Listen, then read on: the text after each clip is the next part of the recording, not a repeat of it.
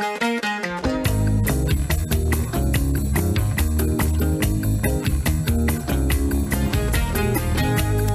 right, 5 minutes after 11 o'clock. Thank you for tuning in this Wednesday morning. Got a new program. I'm going to introduce you to some new people in this studio anyway. And we are pleased to tell you that we're going to learn a little bit about the Refuge. We haven't heard about the Refuge in a while, so we're going to find out about that, about substance abuse, about trauma, maybe even post-traumatic stress disorder. Dr. Stephen Levine, is in the studio. He is a psychologist and a therapist for the Refuge. And Carrie Bone is in the studio as well. She's a professional outreach representative for the Refuge. And we're going to find out what it is, where it is, and how we can all benefit from knowing about the services offered by the Refuge. And this is an opportunity for you to call in. If something you hear being said gives you an idea for a question, go ahead and call it in. The number on the air would be the WOCA Climate Control Source Hotline, 622-9622. And I think the show is being called Recovery Talk, so we'll make sure we get all that straight. Dr. Levine and Carrie Bone, good morning to both of you. Good morning. Thank you for coming in. Where is the Refuge? Can we start there, or is that a secret? No, that's not a secret. That's not a secret, okay. The Refuge is located in Ocklawaha. We sit on a 96-acre campus out in the Ocala National Forest. We have been there 11 years. We have 70 residential beds, along with a 12-bed medical detox. And we also have an outpatient center off Maricamp Road in Ocala, and that's called the Refuge Transitions. And we have that location along with a sober house. We use that as a step down primarily from our residential campus. Oh, wow. So rehabilitation can actually take place on an outpatient basis? Yes. Sometimes? I guess there's probably a lot of qualifications for that, right? Well, it's just a different level of care. So it's an outpatient level of care. There's apartment buildings and people live on residence, but they don't have the same restrictions as when they're living in residential treatment, which is they're there 24/7. When they're in transitions, they have an apartment, there's some group therapies, some individual therapies, but they also have a fair amount of free time. They go to meetings, AA and NA meetings in town, and they have free time where they can come and go. And a lot of it has to do with addictions and substance abuse. And make the connection for me between trauma and substance abuse. Is it because, does one cause the other? Well, people when they're using and abusing alcohol and different substances, they're usually trying to self-medicate some kind of pain and some kind of anxiety or depression. And a lot of times traumas underlie those frustrations and those sources of anxiety and depression. So if somebody's a victim of sexual assault, trauma basically changes the way you look at yourself in the world forever in some different way. So we all live in our own world, and we all have other ways in which we filter the realities that we experience. Oh, really? So if the trauma that a person has experienced is in the form of abuse, they may have lower self-esteem? Lower self-esteem, or if it's a sexual trauma, it may interfere with their ability to trust people, to have experience physical intimacy with any comfort level. And so that breeds a certain amount of anxiety and frustration, and people are not getting their needs met, and over time that can really wear people down, and it's a source of anxiety and pain that often people turn to alcohol and drugs to self-medicate and get some sense of relief. And if the trauma is post-traumatic stress disorder, what you normally associate with a soldier, I don't know much about it, and maybe you can fill in some blanks, but it sounds like that trauma comes from witnessing somebody else's trauma, maybe even the death of, and maybe even you were responsible for the death of the so-called enemy. Well, and that can be true whether you witness a violent physical assault in the city or see somebody murdered. Okay, so it's not only war, but I mean people are very familiar because it's talked about in the military so often. But a serious car accident, being in a hurricane or a tornado. Even if you were coming afterwards and saw the devastation, could still be traumatic because, again, by definition, it's an experience that changes the way you look at the world and yourself in some fundamental way. I wonder how many people would recognize that as trauma, or would they not, like somebody who's abused, somebody's punched you or stabbed you or raped you or something like that, you sort of know, okay, I was abused and I got issues. But if you've witnessed something like that, maybe you wouldn't even recognize that you've got something changed in you. Probably, but for many people, I think that's true. Sure. So are you? So those people then might turn to substances, might turn to alcohol or something else, right? Well, it may be just another brick in the wall, so to speak. Like the world is a dangerous place, and God, just look at what happens, and so why, Right. why do I want? It's too painful. Why do I want to participate? But I take drink and I feel better. Take whatever substance, whether it's benzodiazepines, tranquilizers, or opiates. It makes me feel a lot better, and I don't have to deal with the world. And do you agree with the school of thought that some things are addicting, even though they're not substances? There might be behavioral addictions. Oh, we call them process addictions. So What do you call them? process addictions? Okay. So really, if you look at it, any compulsive behavior, whether it's shopping, gambling, sex, they're all working, watching TV, the internet. They're all ways in which people can use them as an escape from dealing with the issues in their life. Oh wow! hide there. And so, how do you know when that is a problem? If like for example, they say you're addicted to the internet or Facebook or something like that. How do you know when you've crossed that line?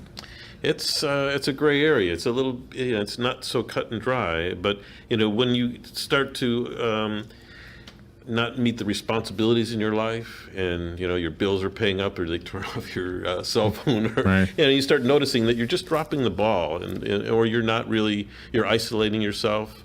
Social isolation is a really big factor in understanding there's something not right. I've often wondered with substance abuse, and I'll just use alcohol as an example. A lot of times I've heard that the way you know that you have a problem is if you're spending more than you can afford to.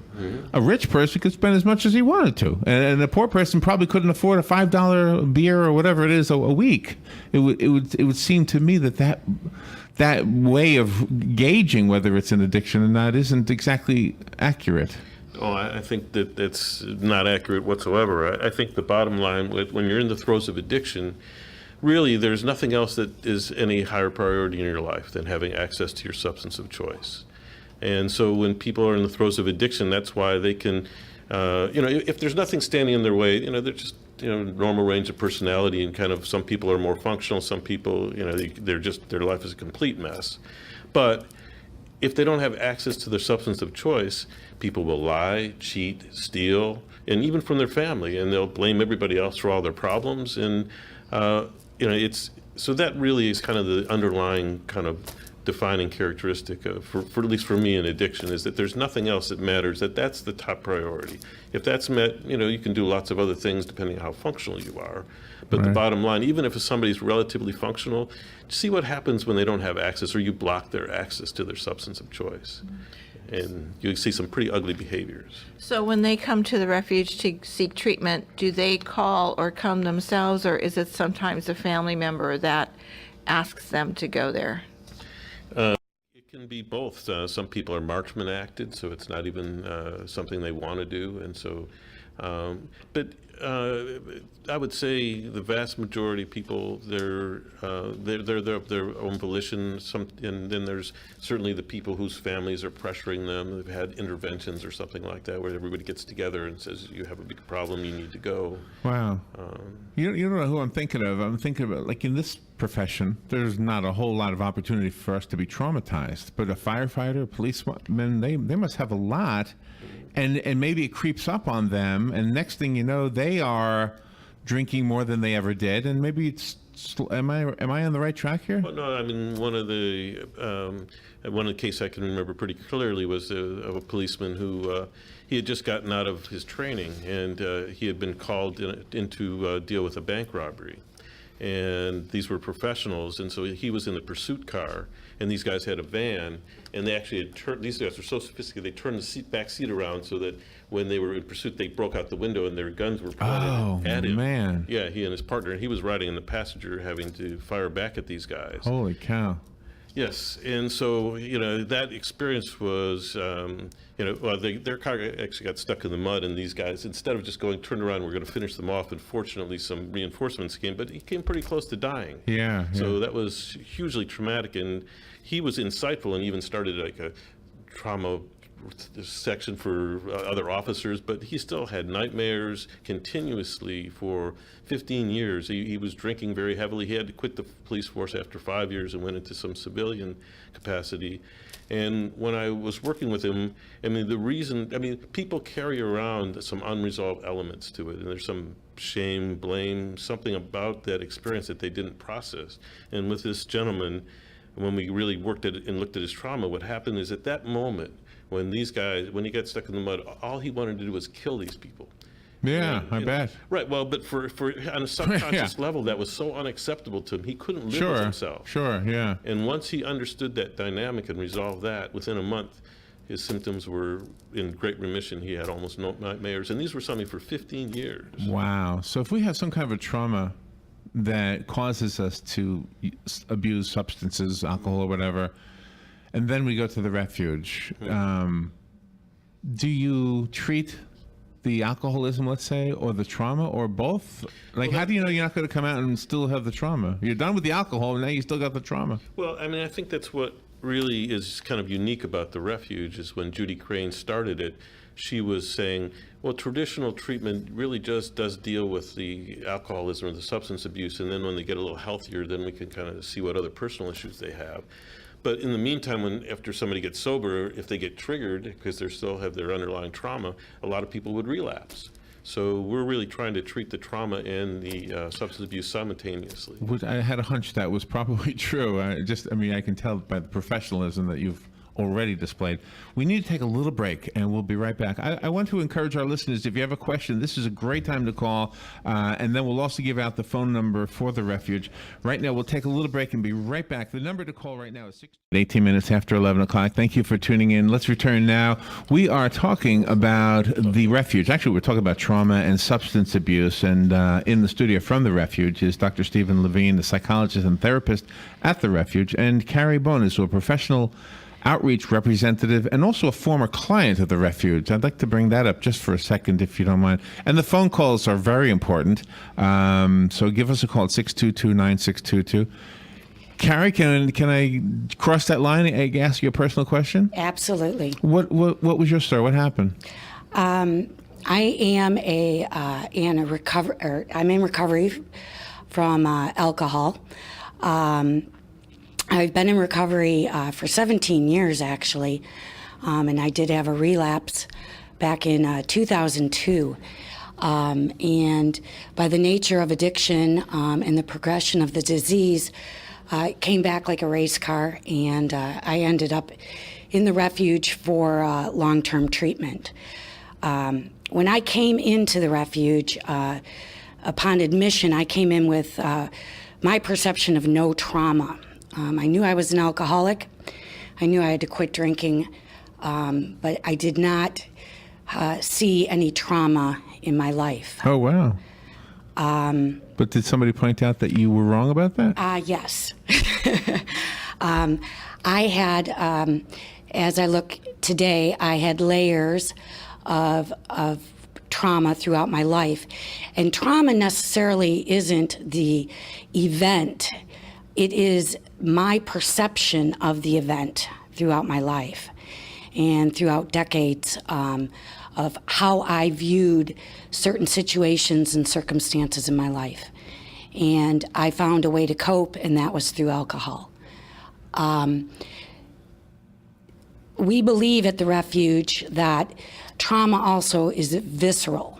So not only did I have to heal cognitively, I had to heal viscerally, and that is with the cellular effect of the body. And we specialize as well at the refuge in healing trauma on a visceral level. Thank you. So can I ask you a question? When it was pointed out to you that you had trauma that you hadn't ever accepted or even acknowledged, did it explain things to you about yourself? I mean, beyond the alcohol, were there other things in your life, maybe career choices, partner choices, that you can say, oh man, that's why I did this? Absolutely.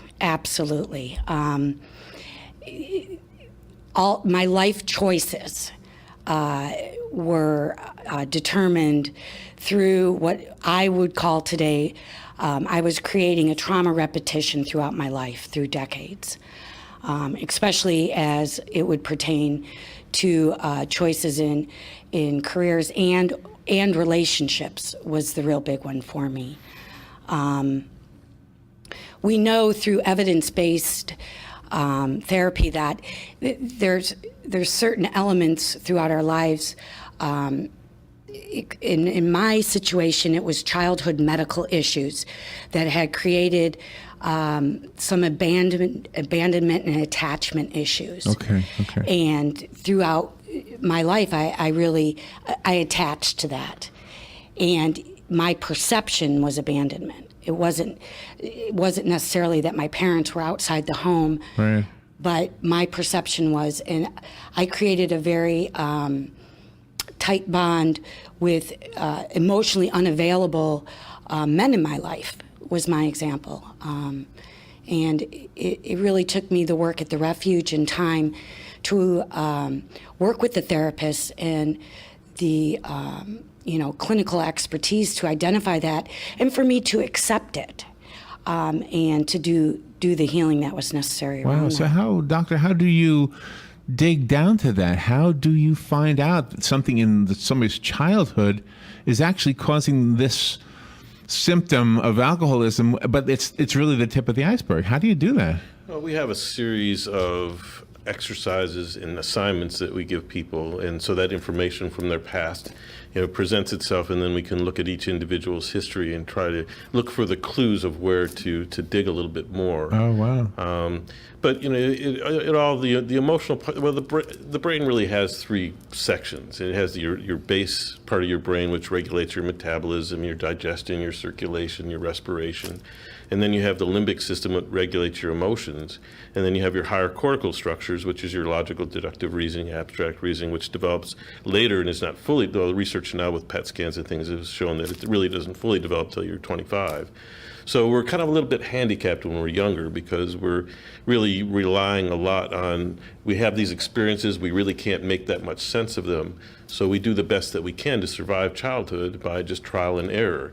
And the emotional part of our brain really learns from just the experiences that we have and the associations with those experiences, negative, positive, I like it, I don't like it, it feels good, it doesn't feel good. Yeah. And so, but it's very powerful because it's tied into our survival mechanisms, the flight mechanism, autonomic nervous system. So even after our brains develop fully, it still can override those circuits because it's more primary in terms of our survival. So if you were, again, sexually assaulted so you don't feel like relationships are dangerous and physical intimacy presents threats, there's an emotional association with that past experience that then colors how you perceive your current reality.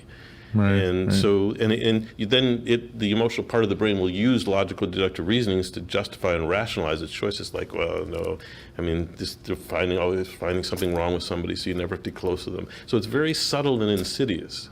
I find it fascinating that Carrie, she knew about obviously you said, boy, I have an alcohol problem, but you didn't know about what was really the underlying cause of that. We do have a phone call coming in, so if you put your headphones on, you'll be able to hear the caller. Let me just reintroduce you while you're putting your headphones on. Dr. Stephen Levine and Carrie Bone are here. They're both from the Refuge, and we'll give you the phone number and the location in just a bit. Good morning. Thank you for calling. You're on the air. This is Kathy. Hi, Larry, and everybody. I'm just wondering, with detoxing, is there a difference in what is used to detox from pills like oxycodone from alcohol? Oh, yes, definitely.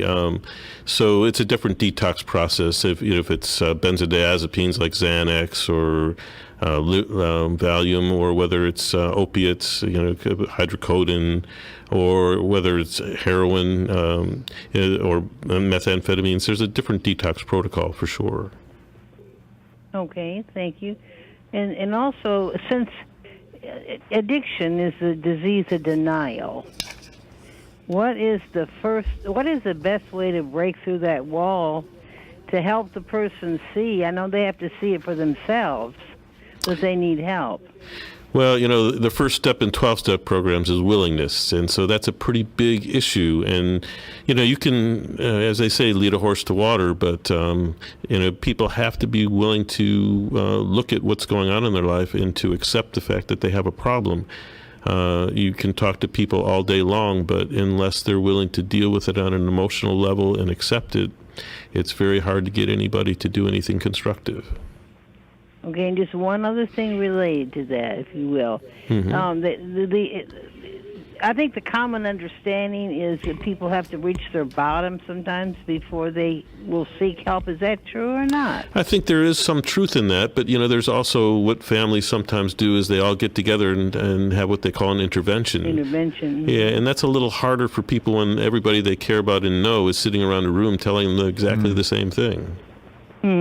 I can see. I can imagine. Okay, well, thank you very much. Well, thanks for calling in. Really good questions.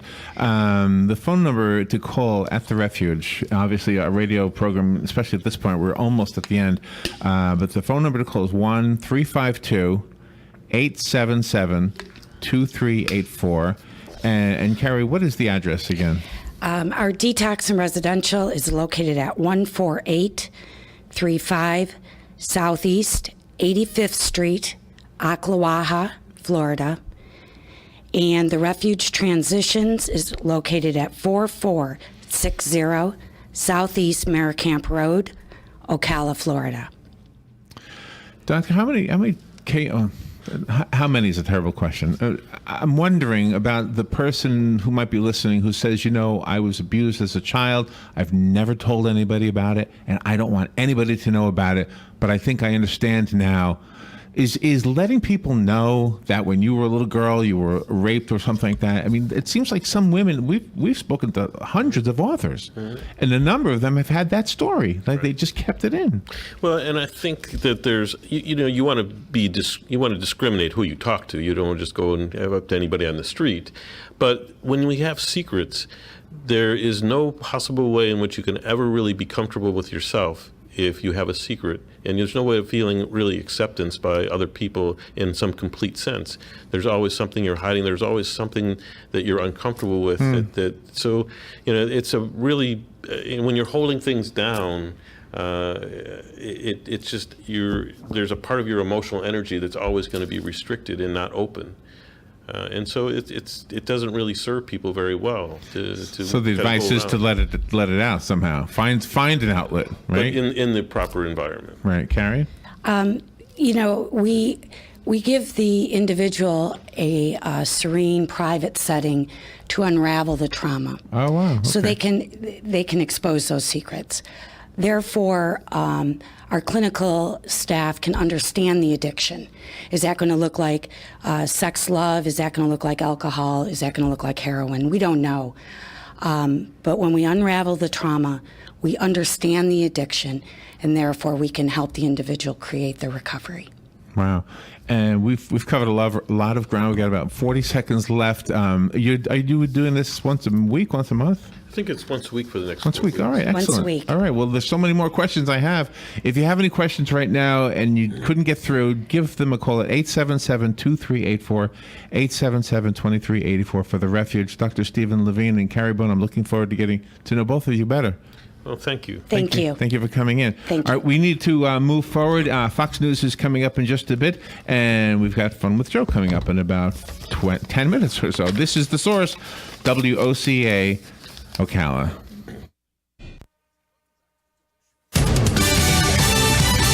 Fox News Radio, I'm Lillian Wu. There are growing calls for President Obama to visit what's being called by some ground zero of the immigration crisis in Texas. The border, where